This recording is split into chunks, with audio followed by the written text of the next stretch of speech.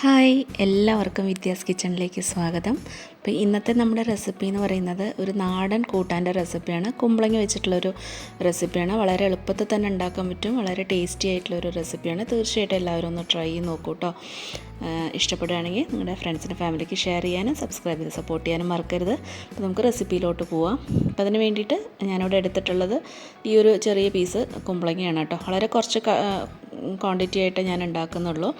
അപ്പോൾ കുമ്പളങ്ങയൊക്കെ നിങ്ങൾ ബാക്കി വരികയാണെന്നുണ്ടെങ്കിൽ ഇതുപോലെ ഒരു ക്ലിങ് റാപ്പിലിട്ടിട്ട് നമ്മളിങ്ങനെ നന്നായിട്ട് ടൈറ്റ് ചെയ്തിട്ട് അടച്ചു വെച്ച് കഴിഞ്ഞാൽ 2 ആഴ്ചയുടെ മീതെ ഈ മുറിച്ച് വെച്ച കുമ്പളങ്ങയൊക്കെ കേട് വരാതിരിക്കും കേട്ടോ. ഒട്ടും അളിഞ്ഞൊന്നും പോവില്ല.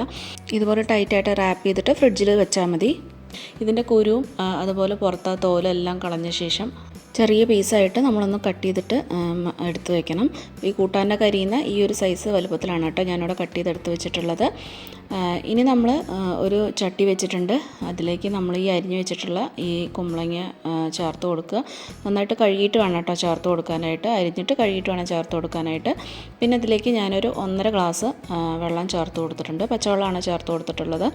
അതിനുശേഷം അതിലേക്ക് ഒരു 1/2 ടീസ്പൂൺ കുറച്ച് താഴെയായിട്ട് മഞ്ഞൾപ്പൊടിയും 1 ടീസ്പൂൺ ഉപ്പും പിന്നെ ഒരു 3 പച്ചമുളക് നടുക്ക് ഇങ്ങനെ കീറിയിട്ട് അതും കൂടി ഇട്ട് കൊടുക്കുക. അപ്പോൾ പച്ചമുളക് എരിവിനനുസരിച്ച് നിങ്ങൾക്ക് കുറയ്ക്കുകയോ ചെയ്യുക. എരിവിന് നമ്മൾ വേറെ ഒരു തരത്തിലുള്ള മുളകും ഇനി ചേർക്കണില്ല കേട്ടോ. ഇനി കുറച്ച് കറിവേപ്പിലയും കൂടി ഇട്ട് കൊടുത്തിട്ട് നന്നായിട്ടൊന്ന് ഇളക്കി കൊടുക്കുക. അതിനുശേഷം ഒന്ന് തിളച്ച ശേഷം നമുക്കതൊന്ന് മൂടി വെച്ചിട്ട് ഒരു 10 മിനിറ്റ് ഒന്ന് വേവിച്ചെടുക്കാം. ആ ഒരു സമയത്ത് അതിലേക്ക് വേണ്ട ഒരു അരപ്പ് നമുക്ക് തയ്യാറാക്കണം. അതിന് വേണ്ടിയിട്ട് ഒരു 3/4 കപ്പ് മുതൽ 1 കപ്പിനുള്ളിൽ തേങ്ങ ചിരകിയതെടുക്കുക. അതിലേക്ക് നമുക്കൊരു 1/2 ടീസ്പൂണോളം ചെറിയ ജീരകം ചേർത്ത് കൊടുക്കുക. ചെറിയ ജീരകത്തിൻ്റെ ഫ്ലേവർ അത്ര ഇഷ്ടമില്ലാത്തവർക്ക് കുറച്ചിട്ട് ഇട്ട് കൊടുക്കുക കേട്ടോ. പിന്നെ അതിലേക്ക് ഒരു 1/4 ടീസ്പൂൺ കഷ്ടി മഞ്ഞൾപ്പൊടിയും കൂടി ചേർത്ത് കൊടുക്കുക. ഇത് തികച്ചും ഓപ്ഷനാണ്. ഓൾറെഡി നമ്മൾ കൂട്ടാൻ ഇട്ടിട്ടുണ്ട്. അപ്പോൾ ഇപ്പോൾ ചേർക്കണമെന്നില്ല. ഞാൻ ഫോട്ടോ ഒക്കെ എടുക്കുമ്പോൾ നല്ലൊരു കളറിന് വേണ്ടി ചേർത്തുന്നേ ഉള്ളൂ. ഇത് ആവശ്യത്തിന് വെള്ളം ഒഴിച്ചിട്ട് നല്ല മയത്തിൽ തന്നെ അരച്ചെടുക്കുക. ഇപ്പോൾ ഒരു 10 മിനിറ്റ് കഴിഞ്ഞിട്ട് നമ്മളൊന്ന് തുറന്ന് നോക്കുക. അപ്പോൾ കഷ്ണങ്ങളൊക്കെ നന്നായിട്ട് വെന്തിട്ടുണ്ടാവും. വെള്ളമൊക്കെ പാകത്തിന് വറ്റിയിട്ടുണ്ടാവും. അപ്പോൾ വെള്ളം കുറച്ച് കൂടുതലാണെന്ന് നിങ്ങൾക്ക് തോന്നുകയാണെങ്കിൽ കുറച്ചൊന്ന് വറ്റിച്ചെടുത്തോളൂ.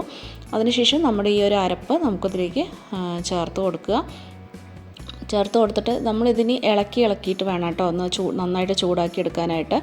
അല്ലാണ്ട് നമ്മൾ നന്നായിട്ട് വെട്ടി തിളപ്പിച്ച് കഴിഞ്ഞ് കഴിഞ്ഞാൽ ഈ തേങ്ങയൊക്കെ ഇങ്ങോട്ട് പിരിഞ്ഞ പോലെ ആയിപ്പോവും. അപ്പം നമ്മളിതുപോലെ ഇങ്ങനെ ഇളക്കിക്കൊണ്ടേ ഇരിക്കണം.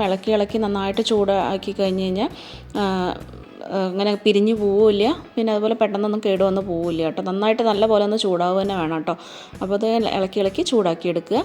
അതിനുശേഷം ഫ്ലെയിമൊക്കെ ഓഫ് ചെയ്തിട്ട് ആ തിളയൊക്കെ കംപ്ലീറ്റ് പോകുന്ന വരെ ഒന്ന് വെയിറ്റ് ചെയ്യുക. ഇനി ഇതിലേക്ക് നമുക്ക് ചേർക്കുന്നത് 1 കപ്പ് അത്യാവശ്യം പുളിയുള്ള തൈരാണ് കേട്ടോ. പുളിപ്പ് അത്യാവശ്യം ഉള്ള തൈരായിരിക്കണം. 1 കപ്പാണ് കേട്ടോ ചേർത്ത് കൊടുത്തിട്ടുള്ളത്. അപ്പോൾ ഇത് കട്ടകളൊക്കെ ഉണ്ട് ഈ തൈരിൽ വെച്ചാൽ ഒന്ന് ഒരു വിസ്ക് വെച്ചിട്ടോ അല്ലെങ്കിൽ ഫോർക്ക് വെച്ചിട്ടോ അല്ലെങ്കിൽ മിക്സറെ ജാറിലിട്ടിട്ട് ജസ്റ്റ് ഒരു 1 സെക്കൻഡ് ഒന്ന് പൾസ് മോഡിലിട്ടിട്ട് ഒന്ന് കറക്കിയെടുക്കാനേ പാടുള്ളൂ. വെള്ളം പോലെ ആവരുത്. ജസ്റ്റ് ഒന്ന് കറക്കിയെടുക്കാനേ പാടുള്ളൂ. എന്നിട്ട് ഇതിലേക്ക് നമുക്ക് തിളയെല്ലാം വിട്ട ശേഷം ആ കൂട്ടം കുറച്ചൊന്ന് ആറിയ ശേഷം മാത്രം നമ്മളിതിലേക്ക് ചേർത്ത് കൊടുക്കുക. അല്ലാന്നുണ്ടെങ്കിൽ കംപ്ലീറ്റ് ആയിട്ട് ഈ കൂട്ടാൻ പിരിഞ്ഞു പോകും കേട്ടോ. തൈരിട്ട് കഴിഞ്ഞാൽ നമ്മളിത് തിളപ്പിക്കാനോ ഒന്നും പാടില്ല. നന്നായിട്ട് അത്യാവശ്യം ചൂടൊന്ന് ആറിക്കഴിഞ്ഞിട്ട് വേണം കേട്ടോ തൈര് ചേർക്കാനായിട്ട്. പിന്നെ നമുക്കിതിലേക്കൊന്ന് വറുത്തിട്ട് കൊടുക്കാം.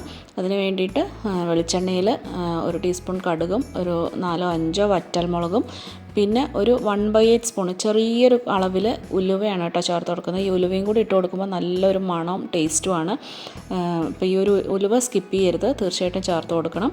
അതും കൂടി ചേർത്ത് കൊടുത്തിട്ട് കുറച്ച് കറിവേപ്പിലയും കൂടി ഇടണം കേട്ടോ. അത് കട്ടായി പോയതാണ് എഡിറ്റ് ചെയ്യുമ്പോൾ. കറിവേപ്പിലയും കൂടി ഇട്ട ശേഷം നമുക്കിതിലേക്കൊന്ന് വറുത്ത് കൊട്ടാം. അപ്പോൾ നമ്മുടെ കൂട്ടാൻ ഇവിടെ റെഡി ആയിട്ടുണ്ട്. വളരെ എളുപ്പത്തിൽ തന്നെ ഉണ്ടാക്കിയെടുക്കാൻ പറ്റും. ഇപ്പോഴും ഈ സാമ്പാറൊക്കെ കൂട്ടി മടുത്തവർക്ക് തീർച്ചയായിട്ടും ട്രൈ ചെയ്യാൻ പറ്റുന്ന ഒരു റെസിപ്പിയാണ്. നല്ല ഈസി ആയിട്ട് ഉണ്ടാക്കാൻ പറ്റുന്ന ഒരു റെസിപ്പിയാണ്. ഉണ്ടാക്കി നോക്കാത്തവർ തീർച്ചയായിട്ടും ഉണ്ടാക്കി നോക്കൂ. ഇഷ്ടപ്പെട്ട് കഴിഞ്ഞാൽ നിങ്ങളുടെ ഫ്രണ്ട്സിനും ഫാമിലിക്കൊക്കെ ആയിട്ട് ഒന്ന് ഷെയർ ചെയ്ത് കൊടുക്കാനും സബ്സ്ക്രൈബ് ചെയ്ത് ഒന്ന് സപ്പോർട്ട് ചെയ്യാനും മറന്നു പോരുത്. അപ്പം നമുക്ക് വീണ്ടും നല്ല റെസിപ്പീസായിട്ട് നമുക്ക് വീണ്ടും കാണാം. ചാനലിൽ ഒരുപാട് നാടൻ റെസിപ്പീസ് ഉണ്ട്. കണ്ടു നോക്കിയിട്ട് അഭിപ്രായം പറയൂ. Take care.